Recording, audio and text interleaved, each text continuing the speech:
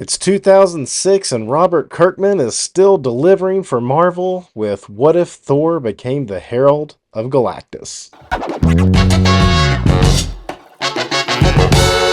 Thanks for joining me. My name is Daryl. I am the host of Read Your Comics, and I hear Galactus is going to be in a big movie this summer, so let's look at some probably unsung Galactus stories.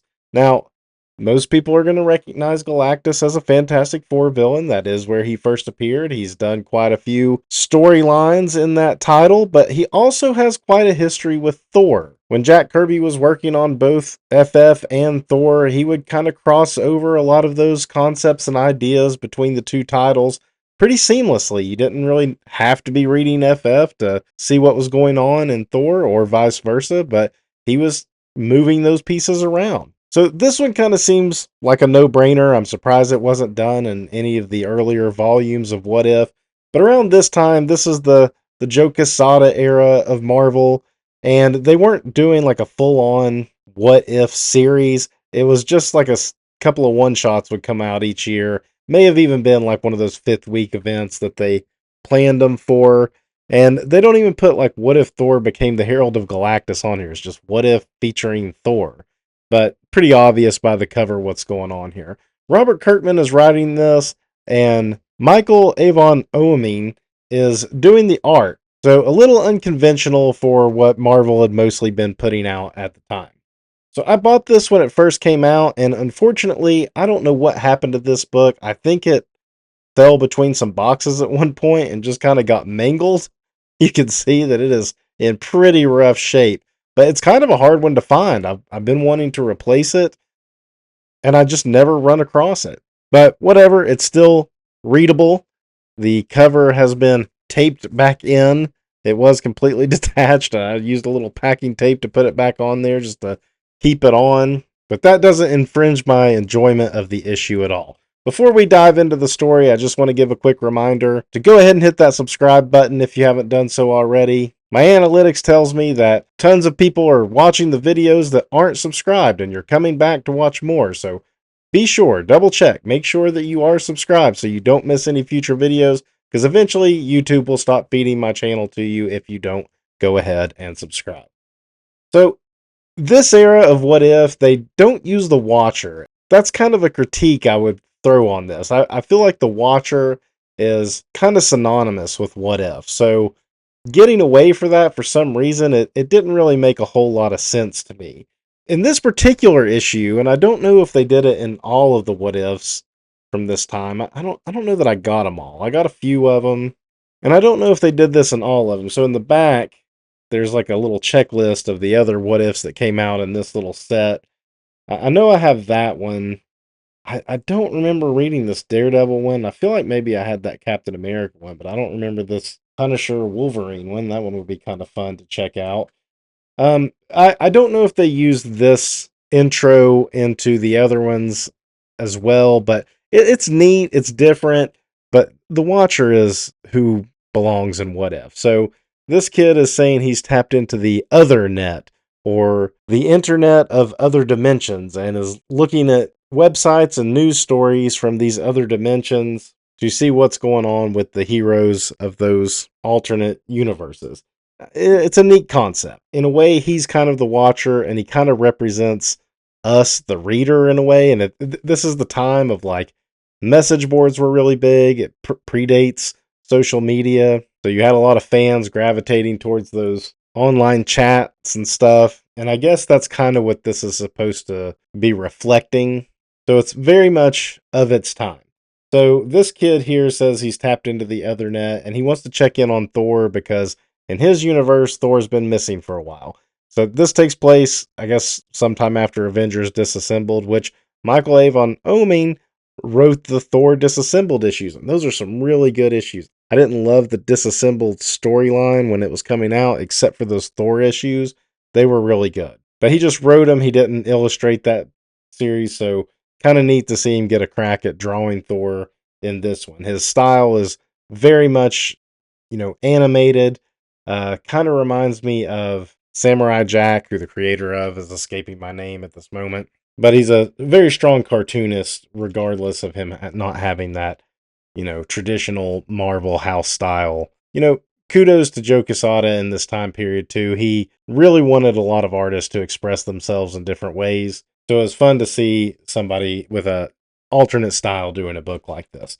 So anyway, he says he's going to check in on Thor, and we get this awesome opening page here of Galactus hovering above Asgard. We've got the Rainbow Bridge coming off, the Golden City in flames, and Warriors 3, Sif, Balder the Brave, they're all coming to attack and protect Asgard. Great little panel of Thor. I like the way he's designed the bodies. These like big upper torsos, kind of longer arms and shorter legs. It's just a very neat animated style. He's using a lot of Kirby crackle all throughout, and he really knows how to drop these spotted blacks for shadow. Thor wants to take a frontal assault to Galactus, but Loki's telling him no, it could cause a chain reaction that could destroy all of Asgard, and let him try to monkey with the machines and shut him down. And we get this female Herald coming in first, kind of like a Silver Surfer, kind of a female Silver Surfer, not really on a surfboard though, but kind of surfing without the board. Kind of looks like a Shala ball, does it not? We don't really get her name, though, in this. She doesn't last very long. She's swooping into Asgard and wreaking havoc and blasts Sif right off the bat, just right through her, which really upsets Thor, and he takes off against what Loki wants. Loki wants him to stay behind, and you think that Loki has other machinations going on here, which, he will. He will. Look at the energy coming off around here. There's like some tornado or wind kind of coming off of the hammer as Thor jumps through the Asgardians to take on this Silver Herald, who is nameless. Great choreographed cartooning as we see the hammer, smack her in the head, and she's bleeding here. She's leaking energy. Nice return of the hammer back to his hand. And then he's just going to take her on over. Doom, doom, doom. Kind of reminiscent of some Walt Simonson Thor stories. And he just beats her down until she's like coughing. He says, "Death is too good for you." I guess implying that she did die, and he's a little disappointed that he didn't get to beat on her some more. And Galactus, look at his eyes right here. He's like, interesting. You were able to defeat my herald. That shouldn't happen. So Thor's going to rally the rest of the Asgardians to take on Galactus directly, who says, halt. He's fed enough, and he's willing to leave if Thor, who he killed his other herald, will agree to be his herald. And both of these panels are great. I really love this one, though, of Galactus, putting his hands out as like a gesture of acceptance to Thor. This is a great panel.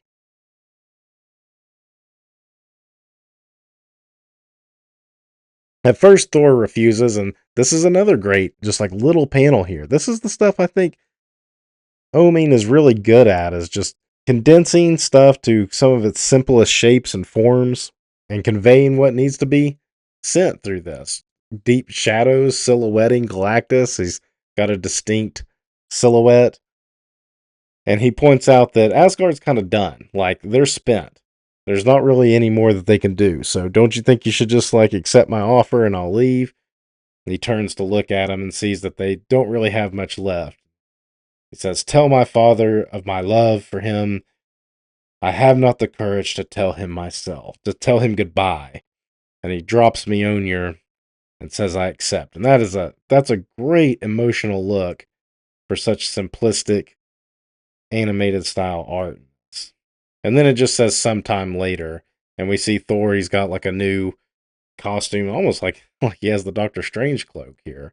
But he doesn't have the Mjolnir anymore, he just has like the power cosmic. And he's apparently finding planets that are inhabited by, dinosaur-looking creatures. This one's pretty wild looking.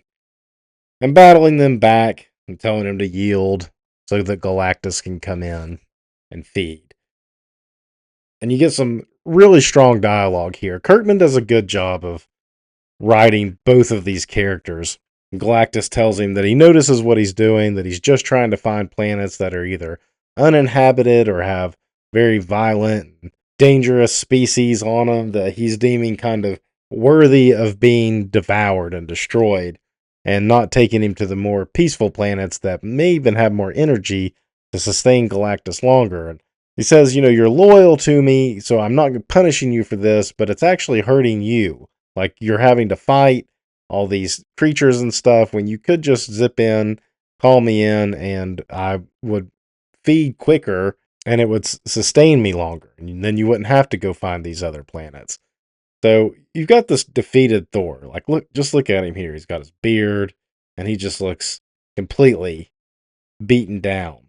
And Galactus's mouth is like leaking the energy because I guess he just finished devouring this planet. Different type of ship for Galactus. It's not that spherical one that he's usually in, or his like Mobius strip looking home planet. And a raven appears from Asgard. It says Odin is dead, and Loki is to blame. And Thor says, I have to go back to protect Asgard, and I will go no matter what you say. And Galactus, another great shot with just deep shadows. So simple. The outline of his helmet, his little chin strap that he has, and his glowing eyes. Everything is conveyed in this very clearly. And Galactus is kind of like, that's not our deal. I said I wouldn't destroy Asgard. I didn't say I would be its protector forever. But he allows Thor to go, but under this condition that it's like, yo, if you leave, so be it. Asgard is back on the menu if I need it. So Thor returns to Asgard, and you see the glow, that golden glow is gone. And Thor's immediately like, I've let you down, Father. Asgard is not what it was. This is, it's in shambles. All is lost. And Loki saying, oh, it's not all that bad. Look at these frost giants behind him. Almost a touch of Minola in this, now that I'm looking at it. I mean, it's like almost like a cross between Minola and Darwin Cook, is what I'm kind of thinking now. So, and in this confrontation, it's implied that Loki maybe got Galactus's attention or allowed Galactus to reach Asgard. This predates the MCU, so the thought of like Asgard being like in space or like another planet of sorts wasn't really part of the Thor mythos, the Asgardian mythos of the Marvel universe. Asgard was like its own dimensional plane. So the thought of like a planet devourer making his way there, he would have needed some sort of back door to get in there. And he was able to devour just a little bit of it to satiate him in the beginning. So it's implied here that Loki maybe kind of helped Galactus get to Asgard, and he only wanted Galactus to weaken Odin's forces so that he could take over. And I mean, ultimately that worked because he did. He did take over. And the frost giants knock him into Odin's tomb, where he is holding Mjolnir. And Thor is able to grab it, and he reverts back to his original look. He's shaven now just by grabbing Mjolnir. This is a great power pose of Thor. Really dig this one. And he mentions how not only does he have the power of being Thor, the thunder god, but he still has the power cosmic flowing through his veins. And he's almost in awe of his own power, a little frightened by it even. And Loki's like, it's still too late. I've already defeated everything. And now Thor is saying, well, I have help. And you see Galactus has followed him back to Asgard. And Loki, no. And it's an awesome panel. Like, so much going on. Like, this is Galactus' ship, I suppose. You've got Asgard around here. Galactus looks great. And Loki a little shocked. Like, you can't do this. This is our home. This is Asgard. Why would you call Galactus back to do this? And at this point, Thor's like, Asgard's done. Odin's dead. You've destroyed it. There's nothing left here to save. So I would rather Galactus come and finish it off than for you to have it. But he knows some of his friends are imprisoned by Loki, so he goes and rescues them and tells them to hit the Rainbow Bridge and escape. And he's going to go continue taking on Loki and the Frost Giant. But as Thor returns, Loki thinks he's back to help him before realizing, like, oh wait, you're not. You're not gonna help me. And I like this shot of there's like Heimdall. I like this shot of the Asgardians escaping. See Heimdall there. Probably like the horn. Doesn't that horn signal Ragnarok? And an awesome montage here of Thor taking out frost giants and just kind of unleashing. And you got like classic Kirby poses, throwing the hammer, swinging it with two hands. Just a fun montage. You can tell that Oeming really had fun on this page. Kneeling to Galactus. I like the way he does the wings on his helmet too, kind of coming up and off. And then he finally just takes out Loki. Just incinerates him. Nothing left of Loki. Done with him. Boulder turns and asks if Thor is going to come with him, and he says no. There's nothing left. I'm subservient to Galactus now. And he goes off with Galactus to continue being his herald. This is a good shot. Look at that Kirby universe going on behind him. His eyes glowing with the power cosmic. And Boldar just saying, okay then. Until Valhalla. And then there's something here about like a video back to like the computer screen that Boulder was saying, that was the last I saw of him, and they all escaped to Midgard where they became superheroes on Midgard. So I'm guessing some of this probably took place in this universe kind of before the Avengers were formed and all that stuff. So Thor was never like a hero on Earth or on Midgard during the age of the Marvel heroes. And we come back to this guy who just kind of wraps it up about this story about Thor. And that's, I don't know. I don't love this aspect of these what ifs. I think take this part out, put the Watcher in here, and this would have been like a 10 out of 10 book. But because of this guy, I drop it like a point. I don't usually, give rankings like that. I get where it was going with it doing through the viewer's eyes or through the reader's eyes, like the comic fan of the time, but I would prefer seeing the Watcher.